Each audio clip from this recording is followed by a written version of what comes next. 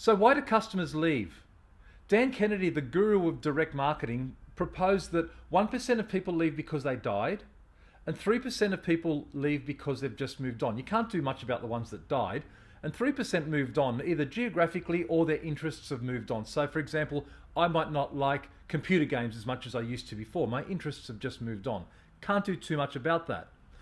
5% of people leave because of a friend's recommendation. Now, friends' recommendations are really important because the friend's recommendation is powerful when it comes your way, but it's also equally powerful when your customers are drawn away from you. There's a little bit you can do about that, but there's not that much you can do about it. 9% switch because of there's just a better product or service out there.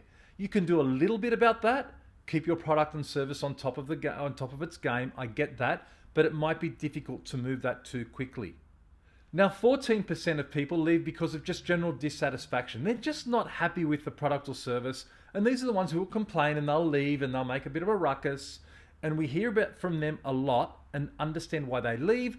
And although we might not agree with it, and there's a lot we can do about that. There's a whole industry around dealing with complaints and dissatisfied people. That's 14%. Now, if you add all of those up, they only come up to 32%. That leaves 68% out there that's just not being dealt with. What's the 68%? That's indifference. People who just couldn't care less whether your brand or your product exists or doesn't exist. They can flip to another one. They might be a bit brand loyal, but they don't think about it that much.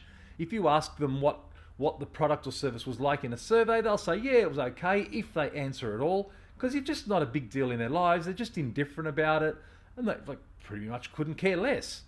Now, the problem with those people is that they won't talk when things go south for them, or if they just generally get bored, and they won't give you their customer satisfaction ratings. They won't answer your surveys, and if you ask them, they'll probably just tell you any old story just to get rid of you.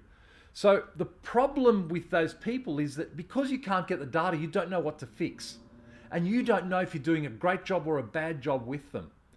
This is where customer service measurement fails to some degree, because you won't get that information. You can't deal with it. You're going to be dealing with the other 32% who are telling you a lot of stuff, or except for the 1% who died, 31%, but you're only dealing with a small number of people. The way to find out about your product offering for these other people is through direct measurements and operational insights that come from mystery shopping.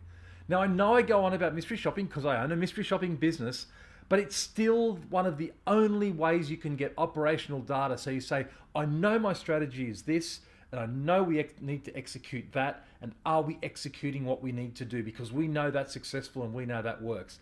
The indifferent people will not tell you. If you're not connecting with your strategy, they'll just disappear.